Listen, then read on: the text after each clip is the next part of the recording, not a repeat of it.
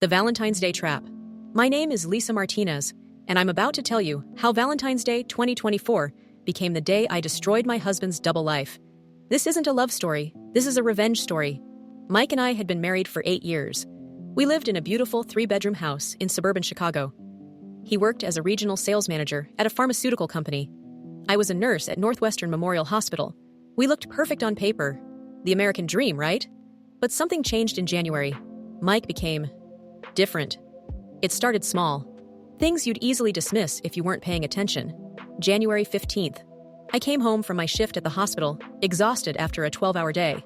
Mike was in the shower. His phone buzzed on the kitchen counter. I glanced at it. A text notification. Can't wait for next time. The contact name was just Jay. My stomach dropped. But when I asked him about it later, he laughed it off. That's Jim from accounting. He probably sent that to his wife and hit my name by mistake. You know how bad he is with his phone. Reasonable explanation, right? I wanted to believe it. But then came the gym membership. Mike had never worked out a day in his life. Suddenly, he joined a 24-hour fitness center. Getting healthy for us, babe, he said, kissing my forehead. I want to be around for a long time. Sweet words. But he started going at weird times. 10 p.m., 6 a.m. Sometimes he'd come back barely sweating, hair completely dry. Then the cologne, an expensive bottle of Tom Ford that I'd never seen before, appeared in our bathroom. When I asked about it, he said his brother gave it to him for Christmas. But Christmas had been 3 weeks ago, and I'd watched him open every gift. The phone calls increased. He'd step outside to take them. Just work stuff, babe. Boring sales numbers. But through the window, I'd see him smiling, laughing in a way he hadn't laughed with me in months. February 1st was when I found the receipt. I was doing laundry, Mike's dress pants, the navy ones he wore to client meetings. I always checked pockets before washing. Gum wrappers, business cards, the usual stuff. But this time, I found a receipt from Nordstrom. $847.52. For a women's Burberry scarf.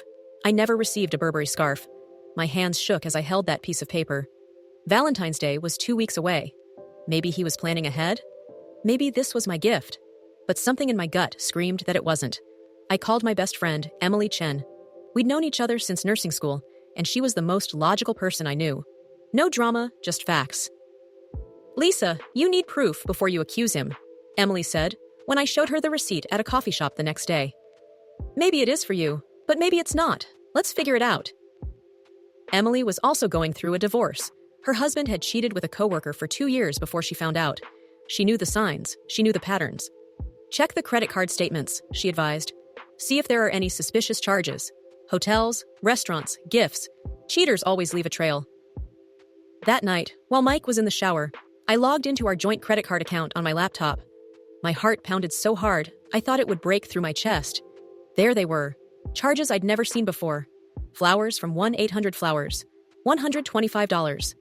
January 20th. I never received flowers. Dinner at Gibson's Steakhouse. $287. January 24th. Mike told me he was working late that night. Another dinner. RPM Italian. $342. February 3rd. He said he had a client dinner. But client dinners go on the company card, not our personal card. And then I saw it. February 8th. A hotel reservation confirmation email forwarded to his personal email, which synced to our shared iPad. The Langham, Chicago. February 14th. One night. King suite with champagne package. Valentine's Day. My husband had booked a hotel room for Valentine's Day, and he hadn't mentioned it to me. I felt like I was drowning. The room spun. I ran to the bathroom and threw up. When Mike came out of the shower, towel around his waist, he found me sitting on the bedroom floor, laptop open. Babe, you okay? He asked, concern in his voice. Fake concern. I'm fine, I lied. Just felt sick. Must be something I ate. He helped me to bed, brought me water, kissed my forehead. Rest up, sweetheart. I love you. Those words felt like knives. The next morning, I called Emily again. He booked the Langham for Valentine's Day, I told her, voice shaking. Room 1847. I found the confirmation.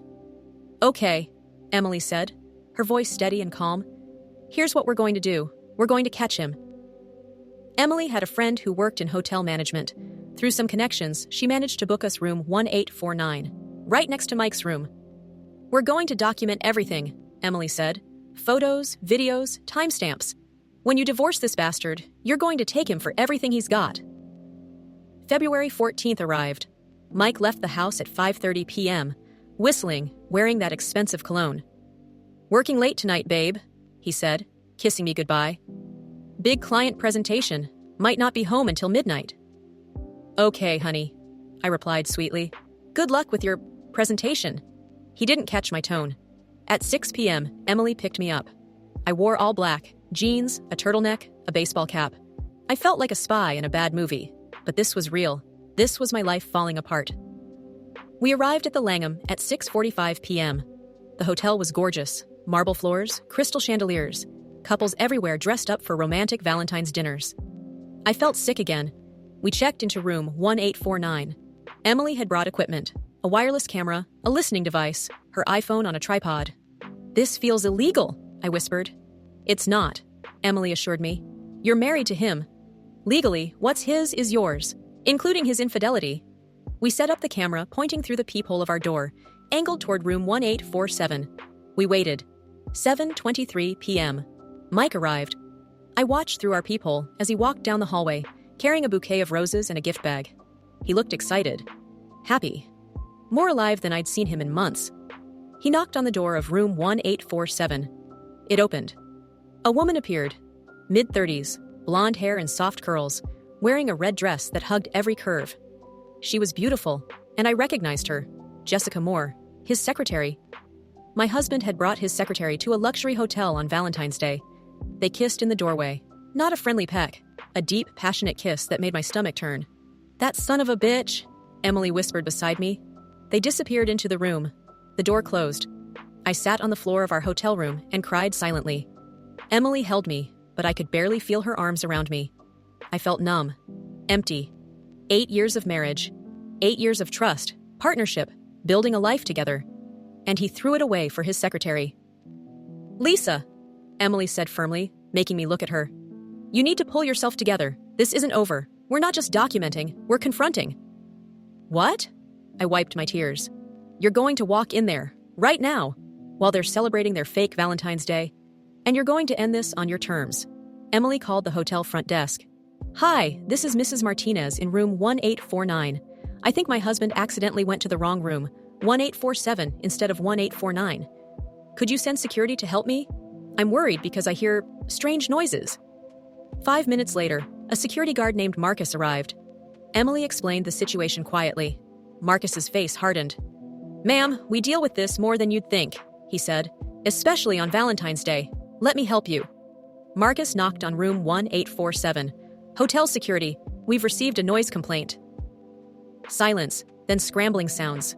Just a minute, Mike's voice called out, panicked. I stood behind Marcus, Emily beside me with her phone recording. The door opened. Mike appeared, shirt half-buttoned, hair messy, face flushed. His eyes met mine. The color drained from his face completely. He looked like he'd seen a ghost. Lisa, he started.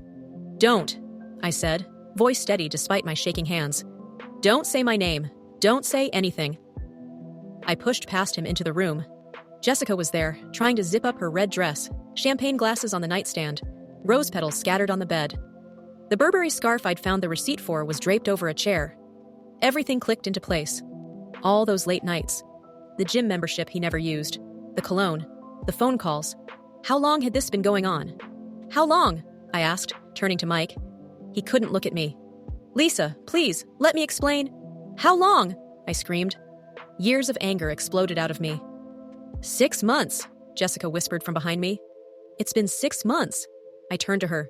She was crying now, mascara running down her cheeks. Did you know he was married? I asked her. She nodded. Yes. I'm sorry. I'm so sorry. At least she had the decency to admit it. I turned back to Mike.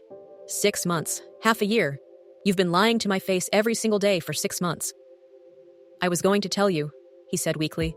I was going to ask for a divorce. I didn't know how. So you decided to book a hotel room with her on Valentine's Day instead? Very classy, Mike. Really shows character.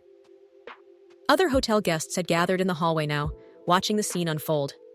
Emily was recording everything. Marcus stood nearby, ready to intervene if needed. Did you ever love me? I asked. My voice cracked. I hated showing weakness, but I needed to know. Mike finally looked at me. Yes, I did.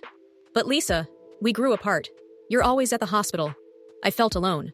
So you cheated because I was working 12-hour shifts as a nurse? Because I was saving people's lives? My laugh was bitter.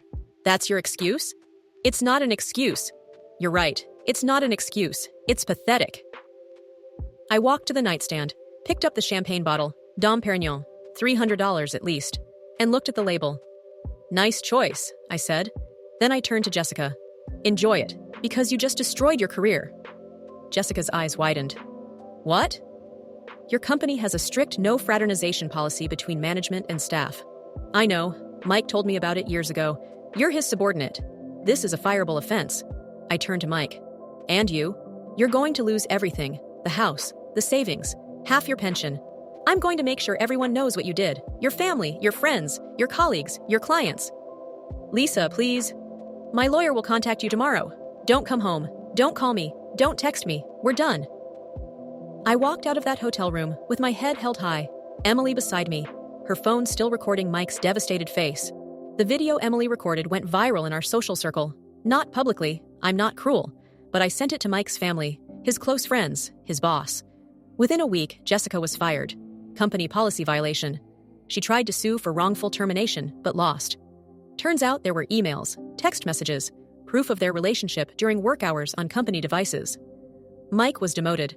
His boss couldn't fire him due to the contract, but made his life miserable. Most of his clients requested new representatives. The divorce took 4 months. My lawyer, a fierce woman named Patricia Goldberg, destroyed Mike in court.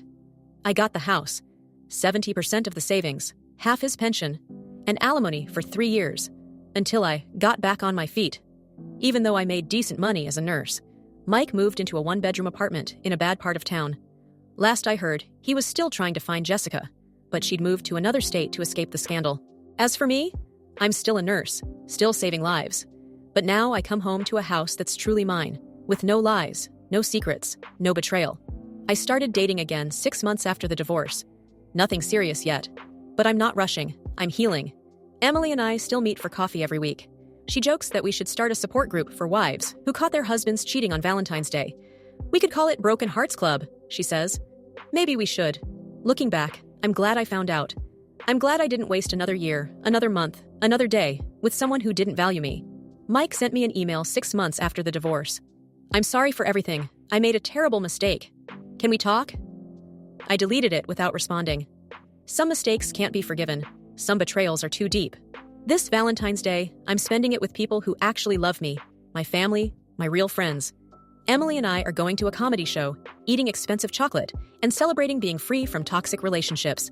If you're watching this and something feels off in your relationship, trust your gut. Those little signs I ignored, they were screaming at me. The phone calls, the receipts, the changed behavior. Don't ignore them. Don't make excuses for someone who doesn't respect you. And if you're the one cheating, know that it always comes out eventually. Always. And when it does, you'll lose more than just your relationship. You'll lose your integrity, your reputation, and people's trust. Was Jessica worth it, Mike? Was one night at the Langham worth losing everything? I know the answer. And I think you do too. This is Lisa Martinez. Thank you for listening to my story. And to everyone out there, happy Valentine's Day. May yours be filled with real love, not lies. Please subscribe to hear more stories about betrayal, karma, and justice. Because every lie eventually comes to light. And when it does, the truth sets you free, even if the journey is painful.